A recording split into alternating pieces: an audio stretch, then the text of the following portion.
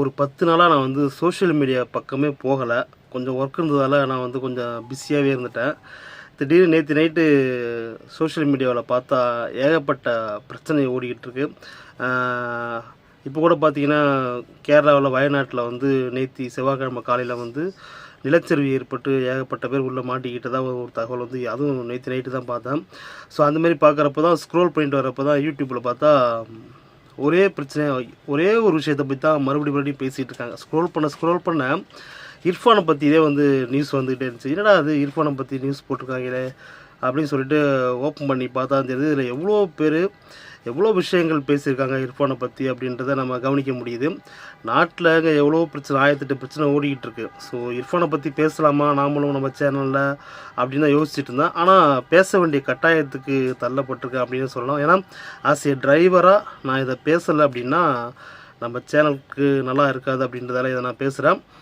இர்ஃபானை பற்றி நேற்று சோஷியல் மீடியாவில் ஃபுல்லாகவே 2 நாளாக தான் போயிட்டுருக்கு. என்னென்னா இர்ஃபான் வந்து ஒரு ஆக்சிடென்ட் பண்ணிட்டாரு அப்படின்ற மாதிரி ஒரு வயசான ஒரு 50 வயது மதிக்கத்தக்க ஒரு பெண்மணியை வந்து ஆக்சிடென்ட் பண்ணி அந்த பெண்மணி இறந்து போயிட்டதாகவும், அதனால் வந்து இர்ஃபானை கைது பண்ணாமல் இர்ஃபானோட ரிலேட்டிவ் ஒருத்தரை வந்து கைது பண்ணி அப்போவே ரிலீஸ் பண்ணிட்டாங்க அப்படின்ற மாதிரியும் வந்து ஒரு தாட். இது வந்து 2023 நடந்துச்சு. ஸோ அதை மையப்படுத்தி ஒருத்தர் பிரியாணி மேன் அப்படின்ற ஒரு யூடியூப் சேனல் ஒருத்தர் வச்சுருக்காரு. அவர் வந்து அவரோட சேனலில் வந்து கடந்த சில நாட்களுக்கு முன்னாடி இதை வந்து பதிவு பண்ணியிருந்தார். அதை மட்டும் சொல்லலை, அவர் இன்னொரு விஷயத்தையும் அவரோட குழந்தை பிறக்கிறதுக்கு இந்த ரிவீல்னு ஒரு வீடியோ போட்டுருந்தாரு பாருங்க, துபாய்க்கு போயிட்டு. ஸோ அதை பற்றியும் பேசியிருந்தார். அதனால் அவரை வச்சு செஞ்சு தற்கொலை பண்ணிக்கிற அளவுக்கு போயிட்டார். அதாவது லைவில் வந்து தற்கொலை பண்ணிக்கிற அளவுக்கு போயிட்டார். ஸோ என்ன நடந்தது அப்படின்றத வந்து முழுசாக A to Z நம்ம இந்த சேனலில் பார்க்க போகிறோம், இந்த வீடியோவில் பார்க்க போகிறோம். ஸோ ஸ்கிப் பண்ணாமல் பாருங்கள். என் இனிய தமிழ் மக்களே வணக்கம், நான் விஸ்வா, VKT விஸ்வா. இப்போ தான் நம்ம சேனலில் ஃபஸ்ட் டைம் பார்க்குறீங்க அப்படின்னா கண்டிப்பாக சப்ஸ்கிரைப் பண்ணிட்டு ஃபாலோ பண்ணுங்கள்.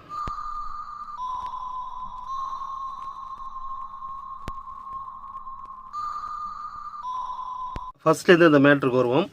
கடந்த சில நாட்களுக்கு முன்னாடி இந்த பிரியாணி மேன் அப்படின்றவர் வந்து, அவர் பேர் ரஃபீக் அப்படின்னு நினைக்கிறேன். அவர் வந்து பிரியாணி மேன் தான் அவர் வந்து அவரோட யூடியூப் சேனலே வச்சுருக்காரு, அந்த நேமில் தான் வச்சுருக்காரு. அவர் வந்து இர்ஃபானை பற்றி ஒரு விஷயத்தை வந்து ஒரு வீடியோவில் பதிவு பண்ணுறாரு. என்ன அப்படின்னா, கடந்த 2023 மே மாதம் 25ஆம் தேதி நைட் டைமில் வந்து இர்ஃபான் ஓட்டிட்டு வந்த கார் வந்து ஆக்சிடெண்ட் ஆகி ஒரு பெண்மணியை ஏற்றி கொண்டுட்டாங்க அப்படின்ற மாதிரியும், அதில் இர்ஃபானை வந்து தன்னோட அரசியல் பலத்தை வச்சுக்கிட்டு தப்பிச்சிட்டார் அப்படின்றதும், அவர் மேலே கேஸ் இல்லாத அளவுக்கு பண்ணிட்டாங்க அப்படின்றதையும், அவருக்கு பதிலாக அவரோட மச்சான்னு சொல்கிறாங்க உண்மை நேரத்தில். ஸோ ரிலேட்டிவ் நம்ம வச்சுக்கோமே, ரிலேட்டிவ் வந்து அவரோட கேஸை வந்து வாங்கிக்கிட்டதாகவும், அவருக்கு அதாவது இர்ஃபானுக்கு பதிலாக அவர் ரிலேட்டிவ் மேலே அந்த கேஸ் FIR பதிவு பண்ணதாகவும் வந்து ஒரு தகவல் வந்து அப்போ வந்துச்சு.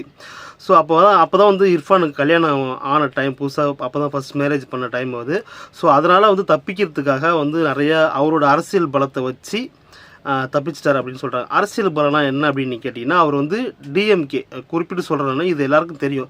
டிஎம்கேவோட ஃபுல் சப்போர்ட்டில் அவர் இருக்கார் அப்படின்றது, ஆளுங்கட்சி அவங்க தானே, அவங்க சப்போர்ட்டில் தான் ஃபுல்லாக இருக்கார் அப்படின்றது நிறைய பேருக்கு இங்கே தெரிஞ்சிருக்கும். அதுக்கு உதாரணம் அப்படி சொல்லணும்னா, நம்ம கனிமொழி அக்கா கூட வந்து பேட்டி எடுத்திருந்தார். உதயநிதி ஸ்டாலின் கூட வந்து காரில் போயிட்டு ஒரு பேட்டி கூட எடுத்து போட்டிருந்தார். அதுமாரி நிறைய விஷயங்கள் வந்து டிஎம்கேக்கு சப்போர்ட் பண்ணுறத பண்ணியிருந்தாங்க. இப்போ எலெக்ஷன் அப்போ கூட வந்து ஒரு ஃபுல் வீடியோ வந்து அவர் போட்டிருந்தார், டிஎம்கே சப்போர்ட்டாக தான் போட்டிருந்தார். ஸோ எல்லாருக்குமே விவரம் தெரிஞ்சவங்களுக்கு தெரிஞ்சிருக்கும், அவர் வந்து இர்ஃபான் வந்து டிஎம்கே தான் ஃபுல் சப்போர்ட் பண்ணுறாரு அப்படின்னு சொல்லிட்டு. ஸோ அதனால் அந்த டிஎம்கேவோட ஆளுங்கட்சியோட சப்போர்ட்னால தான் அவர் மேலே எந்த வித FIRம் பதிவு பண்ணாமல் அவரோட மச்சான் மேலே பதிவு பண்ணியிருக்கதா ஐ திங்க் 303 நினைக்கிறேன் ஒரு கேஸ், ஏதோ 304 303 பதிவு பண்ணியிருக்காங்க IPC. ஸோ அந்த இது வந்து அதுலேருந்து அவர் தப்பிச்சார் அப்படின்ற மாதிரி. அதுக்கப்புறம் வந்து துபாய் போயிட்டு, அதாவது நம்ம இந்திய சட்டத்தில் வந்து வயிற்றில் இருக்கிற குழந்த ஆணா பெண்ணா அப்படின்னு சொல்லக்கூடாதுன்றது இங்கே ரூல்ஸ் இருக்குது. தெரியவே கூடாது, யாரும் தெரியப்படுத்தக்கூடாது. அப்படி சொன்ன டாக்டருக்கும் தண்டனை உண்டு, அதை தெரிஞ்சுக்கிறவங்களுக்கும் தண்டனை உண்டுன்றது இங்கே எல்லாருக்குமே தெரியும். இதை பற்றி நம்மளும் ஒரு வீடியோ இர்ஃபானை பற்றி முன்னாடி அந்த ரிவ்யூவில் பற்றி ஒரு வீடியோ போட்டிருக்கோம். ஸோ இவர் என்ன பண்ணுறாரு அப்படின்னா, துபாய் போயிட்டு அங்கே இதுக்கு சட்டம் கிடையாது. துபாயில் வந்து யார் வேணாலும் எப்போ வேணாலும் நம்ம குழந்தை என்ன வயிற்றில் என்ன குழந்தை இருக்குன்னு தெரிஞ்சுக்கலாம் அப்படின்றது அங்கே ரூல்ஸ் இருக்குது. ஸோ அங்கே போயிட்டு இவர் என்ன பண்ணுறாரு, துபாய்க்கு போயிட்டு அவர் ஒய்ஃப் வயிற்றில் என்ன குழந்தை இருக்குன்றதை வந்து தெரிஞ்சுக்கிறாரு, ஸ்கேன் பண்ணி தெரிஞ்சுக்கிறாரு. ஸோ அதை வந்து அது ஒரு வீடியோவே எடுத்து கூட போட்டிருக்காரு அவரோட சேனலில் போடவும். அதை வந்து இங்கே என்ன பண்ணாங்க, அதுக்கப்புறம் என்ன நடந்ததுன்றது நிறைய பேருக்கு தெரிஞ்சிருக்கும். சுகாதாரத்துறை அமைச்சகத்திலேருந்து ஒரு ஆள் நேராக வீட்டுக்கு போயிட்டே வந்து என்னதுன்னு விசாரித்தாங்க. ஸோ அவர் வர சொல்லி விசாரிக்கல, நேராக அவரோட வீட்டுக்கு, இர்ஃபான் வீட்டுக்கே போயிட்டு ஒரு விசாரணை பண்ணிவிட்டு அதுக்கு என்ன முடிவுன்னு கூட வெளியிடவே இல்லை. மன்னிப்பு கேட்டார் அப்படின்ற மாதிரி வந்து சின்னதாக போட்டிருந்தாங்க பேப்பரில், நியூஸில், மீடியாக்கள்லாம் வந்து சோஷியல் மீடியாக்கள்லாம் வந்துருந்துச்சு. அப்புறம் மன்னிப்பு கேட்டால் விட்டுட்டாங்க அவர். அதை பற்றி அதுக்கப்புறம் எந்த நியூஸுமே வரலை. ஸோ அதுதான் வந்து அந்த பிரியாணி மேன் வந்து கேட்குறாரு, ஒரு சாதாரண மனிதன் ஆக்சிடென்ட் பண்ணிவிட்டு அந்த பெண்மணி இறந்து போச்சுன்னா நீங்கள் விட்டுருவீங்களா? 1 வருஷம் ஆச்சு, இது வரைக்கும் அந்த ஆக்சிடென்ட் யார் பண்ணாங்க அப்படின்றத ஏன் போலீஸ்காரங்க சொல்ல மாட்டாங்க அப்படின்ற மாதிரியும், வயிற்றில் இருக்கிற குழந்தை வந்து ஒரு பெண்மணி வயிற்றுக்குள்ளே இருக்கிற குழந்தைய வந்து ஆனா பெண்ணா நம்ம நாட்டில் தெரியாமல் வச்சிக்கிறது தான் நம்ம அரசியல் சட்டத்தில் இருக்குது. ஸோ அது தெரியக்கூடாது அப்படின்றதான் உண்மை. ஸோ அது தெரியக்கூடாதுன்னு சொன்ன நம்ம சட்டத்தில் ஒருத்தர் இங்கேருந்து போயிட்டு துபாய் போயிட்டு அவரோட குழந்தைய வந்து தெரிஞ்சுக்கிட்டு அதை வீடியோவாகவும் வெளியிடுறாரு. அதுக்கு என்ன நீங்கள் தண்டனை கொடுத்தீங்க, என்ன சட்டப்பூர்வமாக நடவடிக்கை என்ன எடுத்தீங்க அப்படின்னு தான் அவர் கேட்குறாரு பிரியாணி மேன். ஆக்சுவலி உண்மை தானது, பெரிய பெரிய பணக்காரங்க தன் இஷ்டத்துக்கு துபாய் போயிட்டு அங்கே தன்னுடைய குழந்தை என்ன அப்படின்னு தெரிஞ்சுக்கிட்டாங்க அப்படின்னா அது ஒரு, ஏன்னா அவர் கேட்குறது நியாயம் தான். பிரியாணி மேன் என்ன கேட்குறாருன்னா, ஒரு எல்லாருக்கும் அறியப்பட்ட ஒரு நபர் இர்ஃபான், கிட்டத்தட்ட வந்து 4 மில்லியன் ஃபாலோயர்ஸ், 40 லட்சம் ஃபாலோயர் வச்சிருக்கிற ஒருத்தர் வந்து அவர் என்ன குழந்தை அவருக்கு பிறக்க போகுதுன்னு தெரியப்படுத்தார் அப்படின்னா, அவர்கிட்ட காசு பணம் நிறைய இருக்குது, கோடீஸ்வரராக இருக்காருன்னு வச்சுக்கிங்க. அவர் தெரியப்படுத்தா அப்படின்னா, அப்போ துபாய் போயிட்டு நாமளும் நமக்கு என்ன குழந்தை இருக்குன்னு தெரிஞ்சுக்கிறதுக்கு இங்கே இருக்கிற மோஸ்ட்லி பணக்காரங்க போயிட்டு தெரிஞ்சுக்கிறதுக்கான வாய்ப்புகள் இருக்குல்ல. ஸோ அப்படி போய் தெரிஞ்சுக்கலாமான்றதை இவர் வந்து ஊக்கப்படுத்துகிறாரா, இவர் மூலயமா இவரை பார்த்து ஃபாலோ பண்ணுற இவருடைய சப்ஸ்கிரைபர் வந்து போய் தெரிஞ்சுக்கிறதுக்கான வாய்ப்பு இருக்கு இல்லையா. ஸோ அவர் வந்து இதுக்கு முன்னுதாரணமாக இருக்கார் அப்படின்னா அவருக்கு ஏன் ஒரு தண்டனை நீங்கள் எதுவும் தரலை? அட்லீஸ்ட் ஒரு ஆக்ஷன், ஒரு எஃப்ஐஆர் காப்பி எதுவுமே பதிவு பண்ணாமல் அப்படியே விட்டுட்டீங்க அப்படின்னா அப்போ ஆளுங்கட்சியோட ஃபுல் சப்போர்ட் அவருக்கு இருக்கா அப்படின்னு சொல்லிட்டு தான் ஒரு கேள்வி கேட்டு ஒரு வீடியோ வெளியிட்டிருந்தார். அதுக்கு பல இர்ஃபான் அதுக்கு ரிப்ளை கூட பண்ணியிருந்த ஒரு வீடியோ போட்டு அதுக்கு ஒரு கடுமையான ஒரு வீடியோ கூட போட்டிருந்தாரு, லைவாக போட்டிருந்தாரு. ஸோ அதெல்லாம் பார்த்துட்டு அதுக்கப்புறம் என்ன நடந்தது அப்படின்றது தெரியல. யார் அந்த பிரியாணி மேலே மிரட்டினாங்களா என்னன்னு தெரியல. ஆனால் நிறைய அவரோட வீடியோக்கள் கமெண்ட்ஸ் வந்து நிறையா வந்து கழுவி ஊற்றிருந்தாங்க. அது யார் பண்ணாங்கன்றது அது நாம் சொல்லணும்னு அவசியம் இல்லை, ஊருக்கே தெரியும் யார் பண்ணியிருப்பாங்கன்னு. எந்த ஐடிவிங் பண்ணியிருப்பாங்கன்றது நமக்கு நல்லாவே தெரியும், எந்த அல்லக்கைகள் பண்ணியிருப்பாங்க அப்படின்றது நல்லாவே தெரியும். ஒரு மனிதன் இங்கே கேள்வியை கேட்கக்கூடாது அப்படின்றதுக்காக தான் இங்கே எல்லா வேலையும் பண்ணுறாங்க. நான் பிரியாணி மேன் வந்து நான் பிரியாணி மேன்னா யாருன்னு எனக்கு தெரியாது. ஆக்சுவலி நேற்று தான் நான் யூடியூப் பார்க்கும்போது தான் நான் வந்து பார்த்தா, பிரியாணி மேன் அப்படின்ற ஒருத்தர் இருக்கார் போல், ஒரு 5 லட்சம் ஃபாலோவர் வந்து அவர் ஃபாலோ பண்ணிகிட்ருக்காங்க, சப்ஸ்கிரைப் பண்ணியிருக்காங்க. அவரோட வீடியோக்கள் இது பார்க்கும்போது அவர் கேட்டது ஒன்றும் தப்பாக தெரியல. அவர் பழைய வீடியோக்கள் எப்படின்னு எனக்கு தெரியல, நான் குறிப்பிட்ட அந்த வீடியோவை பார்த்தேன். அவர் கேட்டது ஒன்றும் எனக்கு தப்பாக ஒன்றும் தெரியல. ஏன்னா ஒரு சாதாரண மனிதன் சாதாரண இடத்துல இருந்து ஒரு வாழ்வாதாரத்துக்கு கஷ்டப்பட்டுட்டு ஒரு மனிதன் கேட்குற கேள்வி தான் வந்து அவர் கேட்குறாரு. அது ஒன்றும் பெரிய இஷ்யூவாக எனக்கு ஒன்றும் தெரியல. ஆனால் அதுக்கப்புறம் வந்து என்ன நடந்தது அப்படின்னா, அவர் வந்து அந்த பிரியாணி மேன் வந்து லைவ் வரார், அடுத்த வீடியோவே போகிறாரு கொஞ்ச நாள் கழிச்சு. அந்த லைவில் வந்து எனக்கு வந்து இப்படியாப்பட்ட பிரச்சனைகள்லாம் வந்துருச்சு, என்னை மிரட்டுறாங்க, எனக்கு வாழவே பிடிக்கல அப்படின்னு சொல்லிட்டு ஒரு மணி நேரம் லைவ் போகுதுங்க. கடைசியாக என்ன பண்ணுறாரு அப்படின்னா, அவரோட ரூம்லேயே லைவ் ஓடிட்டு இருக்கும்போது என்ன பண்ணுறாரு, அவர் வந்து புடவையை எடுத்து தானாக தூக்கு மாட்டிக்கிறதுக்காக சூசைட் பண்ணிக்கிறதுக்காக போகிறாரு.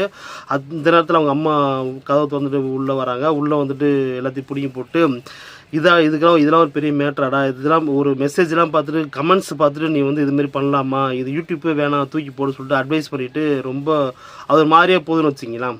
இது நடிப்பா அப்படின்னா எனக்கு தெரியல. ஆக்சுவலி அது நடிப்பாக நம்ம ஏற்றுக்க முடியாது. பிரியாணி மேன் வந்து இது வந்து தான் வளரணும், அதாவது என்ன சொல்கிறது, நம்ம ஃபேமஸ் ஆகணுன்றதுக்காக ஒரு சிம்பத்தியை வந்து க்ரியேட் பண்ணுறாரு அப்படின்னு நிறைய பேர் அது கீழே கமெண்ட்லாம் கூட போட்டிருக்காங்க. அதுக்குள்ளே நான் போக வேணாம். ஆனால் இந்த நிலைமைக்கு அவர் தள்ளப்பட்டாரா அப்படின்றது நமக்கு தெரியல. ஆனால் யாராக இருந்தாலும் ஒரு சோஷியல் மீடியாவுக்குள்ளே வந்துட்டு அப்படின்னா, நான் கூட ஒரு வீடியோ கடைசியாக போட்ட ஒரு ஆக்சிடென்ட் பற்றி போட்ட ஒரு 10 லட்சம் பேர் பார்த்துருக்காங்க. ஆனால் அது கமெண்ட் ஒரு 2000-3000 கமெண்ட் வந்திருக்கும். ஒரு 2500 கமெண்ட் கிட்டத்தட்ட என்ன கழுவி தான் வச்சுருக்காங்க. நான் சொன்னது யாருமே புரிஞ்சிக்கல. எதுக்காக சொன்னேன், அதாவது ஒரு நிமிஷத்துக்குள்ளே 60 செகண்டுக்குள்ளே எவ்வளோ சொல்ல முடியுமோ யார் மேலே தப்போ அதை தான் நான் சொல்லியிருந்தேன்.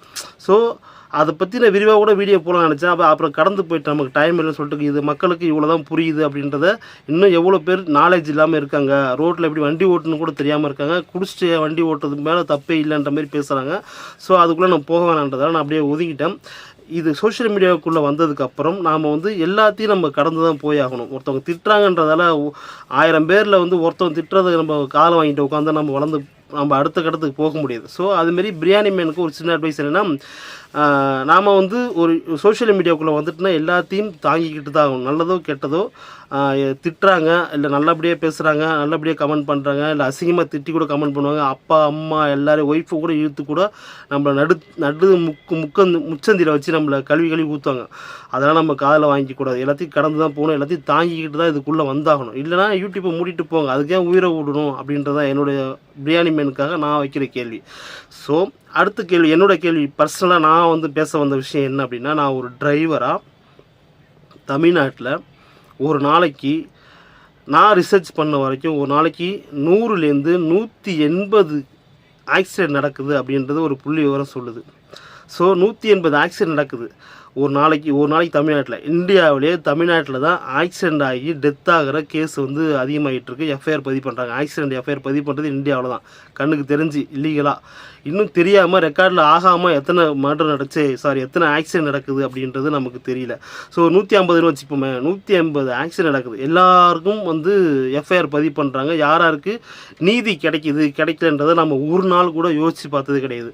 அஸ் ஏ டிரைவராக என்னோடய ஃப்ரெண்டு ஒருத்தருக்கு வந்து இங்கே உடுமலைப்பேட்டை பக்கத்தில் வந்து அவர் பஸ் ஓட்டிகிட்டு போகிறப்போ ஒரு ஆக்சிடென்ட் நடந்துச்சு. 2 பசங்க, மைனர் பசங்க, 18 வயசே ஆகலை. ஆனால் தண்ணியை ஃபுல்லாக போட்டுட்டு நைட்டில் 10 மணிக்கு மேலே கோயம்புத்தூர் நோக்கி வராங்க. எங்கேயோ டூர் போயிட்டு பைக்கில் வராங்க, ஆளுக்கு ஒரு பைக்கில் வராங்க. ஒரே பைக்கில் 2 பேர் வராங்க. அவங்களோட ஃப்ரெண்டுங்க விட்டுட்டு முன்னாடியே போயிட்டதால இவங்க ஓவர் ஸ்பீடில் வந்துட்டுருக்காங்க. அப்போது ஆப்போசிட்டில் வந்த அந்த என்னுடைய ஃப்ரெண்டுன்னு வச்சுக்கிங்களா, நான் என் கூட வேலை செய்கிற ஒரு சக நண்பர். அவர் வந்து அவர் பாட்டுக்கு பஸ்ஸை ஆப்ரேட் பண்ணி போயிட்டுருக்காரு. ஆப்போசிட்டில் வந்தவங்க ஒரு டேர்னிங்கில் திருப்ப முடியாமல் நேராக பஸ்ஸில் வந்து இடித்து, பஸ்ஸுக்கு நேர் கூட இடிக்கல, சைடில் இடித்து விழுந்து ஸ்பாட்லேயே 2 பேர் இறந்து போயிடுறாங்க. அந்த இறந்து போன 2 பேரும் புதுக்கோட்டை மாவட்டத்தை சேர்ந்தவங்க. அப்போது வந்து விஜயபாஸ்கர் வந்து அமைச்சராக இருந்தார். ஸோ விஜயபாஸ்கர் ஊர் அப்படின்றதால அந்த 2 பசங்களையும் காப்பாற்றுறதுக்காக போலீஸ்காரங்க என்னென்ன வேலை பார்த்தாங்க அப்படின்றது நான் கண்கூட பார்த்துருக்கேன். ஸோ அந்த 2 பேரை காப்பாற்றுறதுக்காக, ஏன்னா அமைச்சர் விஜயபாஸ்கரோட ஊர், இதில் டைரெக்டாக அமைச்சர் விஜயபாஸ்கர் கலந்துக்கிட்டார் அப்படின்றதால, அவரோட தலையீடு இருக்குது அப்படின்றதால அவங்க மேலே, அதாவது குடிச்சிட்டு வந்தவங்க மேலே கேஸ் போடாமல், மைனர், வண்டி ஓட்டுற லைசன்ஸ் கிடையாது, எதுவுமே கிடையாது, குடிச்சிருக்காங்க, போதையில் இருந்திருக்காங்க, அவங்க மேலே எந்த எஃப்ஐஆரும் பதிவு பண்ணாமல், எந்த விதமான கேஸும் பதிவு பண்ணாமல், செவனேன்னு தன் வேலையை உண்டுன்னு தன்னோட குடும்பத்தை நினச்சி பஸ் ஓட்டிகிட்டு போனால் அந்த பஸ் டிரைவர் மேலே அந்த கேஸை திருப்பி கொலை வழக்காக பதிவு பண்ணிட்டாங்க. இப்போ கொலை வழக்குன்னா ஆக்சிடென்ட் கேஸ், 2 பேர் இறந்துட்டாங்க. இது கேஸ் நடக்கும். கிட்டத்தட்ட இது நடந்து கொரோனா டைமில் நடந்தது. கொரோனா டைமில் 2வது கொரோனா வந்து மறுபடியும் பஸ்லாம் ஆப்ரேட் பண்ணாங்க பற்றினா, அந்த டைமில் நடந்துச்சு. அந்த டைம்லேருந்து இது வரைக்கும் வாய்தான்னு உடுமலைப்பேட்டைக்கும் அவரோட ஊர் மதுரை அதுக்கு அலைஞ்சிக்கிட்டு இருக்காப்புல. கிட்டத்தட்ட 8 மாதம் வரைக்கும் 8-9 மாதம் வரைக்கும் அவரோட லைசன்ஸ் அவருக்கு கிடைக்கல. 9 மாதம் வரைக்கும் வண்டி ஓட்ட முடியாமல், பஸ் ஓட்ட முடியும், எந்த வண்டியுமே ஓட்ட முடியாமல் அவர் குடும்பம் வந்து எந்த அளவுக்கு பாதிக்கப்பட்டிருக்கும் அப்படின்றது நீங்கள் புரிஞ்சுப்பீங்க அப்படின்னு நினைக்கிறேன். அவர் ஒருத்தர் தான் சம்பாதிக்கிறாரு. அவரோட குடும்பம் என்னவாக இருந்திருக்கும் அந்த 9 மாதம் யோசிச்சு பாருங்கள். டெய்லியும் அன்றாடம் காட்சி தான். டிரைவர்லாம் எவனும் பெரிய பணக்காரன் கோடீஸ்வரலாம் கிடையாது. அன்னைக்கு வேலைக்கு போனால் 500-1000 கிடைக்கிது, அதை வச்சு தான் குடும்பத்தை ரன் பண்ணிட்டு இருக்காங்க. அப்போ 9 மாதம் லைசன்ஸ் இல்லாமல் அந்த எந்த கஷ்டப்பட்டுருப்பார். யார் மேலே தப்பு? குடிச்சிட்டு வந்தவன் மேலே தப்பா, இல்லை இவர் ரோட்டில் போயிட்டு இருந்தவன் மேலே தப்பா? எதுக்காக சொல்கிறேன் அப்படின்னா, ஒரு எங்கேயோ போயிட்டு எங்கேயோ வந்தவங்க, டூர் போயிட்டு வந்தவங்க 2 வீலரில் மோதி இறந்து போயிட்டாங்க. அவங்க தப்பு தான் ஆக்சுவலி. ஆனால் தப்பே பண்ணாதான் அந்த டிரைவர் மேலே கேஸ் போட்டாங்க. இல்லை, இதுக்கு என்ன காரணம்? அரசியல் தலையீடு. ஸோ அதை மாதிரி இர்ஃபானை வந்து 1 வருஷத்துக்கு முன்னாடி வந்து இர்ஃபான் இடித்தாரா இடிக்கலையா, அவர் ஓட்டிகிட்டு வந்தாரா என்றதான் நமக்கு தெரியாது. ஆனால் இர்ஃபான் வந்து தான் பண்ணதா அப்போ வந்து நியூஸில் வந்துச்சு. அன்னைக்கு ஃபுல்லாக அதுதான் சோஷியல் மீடியாவில் இப்போ வந்து தீயாக பரவுச்சு. ஸோ அன்னைக்கு பண்ணியிருந்தாங்க அப்படின்னா, இர்ஃபான் கூட இருந்தார் அப்படின்னா, அதை பற்றி அவர் மேலே ஏன் கேஸ் போடலை அப்படின்றது சாதாரண மக்களோட கேள்வி. அப்போ வந்து அரசியல் தலையிடும், பணமும் இருந்தால் அங்கே என்ன வேணாலும் பண்ணலாமா, என்ன வேணாலும் சாதிக்கலாமா அப்படின்றது அங்கே கேள்வி. இது இவ்வளோ பிரச்சனை இர்ஃபானுக்கு, அந்த பிரியாணி மேனுக்கு, இந்த A to D அவர் வேறு, அந்த ஆள் வேறு, அந்த பையன் மேலே ரொம்ப நான் மரியாதை வச்சுருந்தேன். நிறைய ஒரு டெக்னிக்கலாக சம்மந்தமாக அந்த ஃபோனு லேப்டாப்பு இந்த மாதிரி டெக்னிக்கலாக சம்மந்தமாக வந்து நிறைய வீடியோலாம் போட்டுட்டு இருந்தாப்புல. ஆனால் இவர் வந்து இப்போ திடீர்னு பார்த்தா 2 வீடியோ பார்க்குறேன். இந்த யார் ஏதோ ஒரு லேடியை பற்றி கூட பேசியிருந்தாப்புல, பேர் டக்குன்னு மறந்துட்டேன், ஞாபகம் வரல எனக்கு. ஜாக்கெட் அக்காவோ ஏதோ நினைக்கிறேன். அந்த அந்த அவங்கள பற்றிலாம் போட்டு இந்த பிரியாணி மேனை போட்டு இர்ஃபான் மேலே தப்பே இல்லாத மாதிரி வீடியோலாம் போட்டிருக்காங்க. அவங்க மேலே அவங்களாம் ஒரு சோஷியல் மீடியாவில் வந்து ஒரு நல்ல இடத்துல உயர்ந்த இடத்துல இருக்காங்க. அதை பற்றி பேச மாட்டாங்க. நம்ம யார் நம்ம மதன் கௌரி அப்படியே பட்டும் படாமல் நேற்று ஒரு வீடியோ போட்டிருக்காரு. சோஷியல் மீடியாவே அடித்து நிற்கிறாங்க, ஏன் இப்படி பண்ணுறாங்க அப்படின்னு தெரில, நம்ம வந்து கரெக்டாக இருக்கணுன்ற மாதிரிலாம் வந்து ஒரு வீடியோ போட்டிருக்காப்புல. யார் தப்பு பண்ணால் யார் தப்பு பண்ணலன்றதெல்லாம் பேசவே இல்லை. யார் பேரையும் இங்கே பேசாமல் ஒரு மொட்டையாக ஒரு வீடியோ போட்டிருக்காங்க. அது நான் பார்க்குறப்போ ஒரு 3 லட்சம் பேர் பார்த்துருக்காங்க. புரியல. அதாவது இந்த உலகத்தில் வந்து நம்ம சோஷியல் மீடியாவில் வந்து எதையும் மீன் பண்ணி கரெக்டாக பேசவே கூடாது போல். அப்படி பேசுனா அவங்க வந்து அயோக்கியர்கள். இன்னும் நிறையா அவன் மேலே பட்டம் கட்டி அவரை வந்து அடி மட்டத்துக்கு கொண்டு போயிட்டு அவன் வாழவே கூடாதுன்றதுக்கு ஆக்குற நிலைமைக்கு கொண்டு வருதுன்னா இது எந்த விதத்தில் நியாயம் தெரியல. அப்போ காசு அந்த அரசியல் பக்கபலமும் இருந்தால் நீங்கள் என்ன வேணாலும் பண்ணுவீங்க, யாரும் கேள்வி கேட்கக்கூடாது உங்களை அப்படின்னு சொல்ல வரீங்களா? உண்மையிலே எனக்கு புரியல. சாட்டை துரைமுருகனை வந்து நிறைய கேள்வி கேட்டுக்காரு. அவர் வீடியோ பார்த்தா நானே இந்த வீடியோ வந்து எடுத்திருக்கேன். ஏதாவது கேள்வி கேட்குன்னா அவர்கிட்ட கேளுங்க. அவர் அப்படி என்ன கேட்குறாரோ அதுதான் நானும் உங்கள்கிட்ட கேட்டிருக்கேன். ஸோ மக்களாகிய நீங்கள் வந்து முடிவு பண்ணி ஒரு நல்ல கமெண்ட்ஸை வந்து நான் கேட்குற கேள்விலாம் உண்மை தானே, இல்லை நான் ஒரு சாதாரண மனிதனாக கேட்குறேன், சாதாரண டிரைவராக கேட்குறேன். பாதிக்கப்பட்ட நிறைய நண்பர்கள் என்கிட்ட இருக்காங்க. நிறைய விஷயம் என் காலை விழுதுன்றதால, நிறைய விஷயம் நான் பார்த்துருக்கேன்றதால டிரைவருக்கு சப்போர்ட்டாக இதை வச்சு ஒரு முன்னுதாரணமாக வச்சு இந்த வீடியோ வந்து நான் கேள்வி கேட்குறேன் உங்கள்கிட்ட. ஸோ மக்களாக நீங்கள் வந்து கேள்வி கேட்கணும் அப்படின்னு சொல்லிட்டு இந்த வீடியோவை தெரியாதவங்களுக்கு ஷேர் பண்ணுங்கள், கமெண்ட் பண்ணுங்கள். கண்டிப்பாக நான் கமெண்ட்ஸ் வந்து எதிர்பார்க்குறேன் உங்கள்கிட்ட. இந்த வீடியோவை ஷேர் பண்ணுங்கள். மீண்டும் இன்னொரு வீடியோ சந்திக்கிறேன். நான் விஸ்வா, விக்கெட் விஸ்வா. பாய்.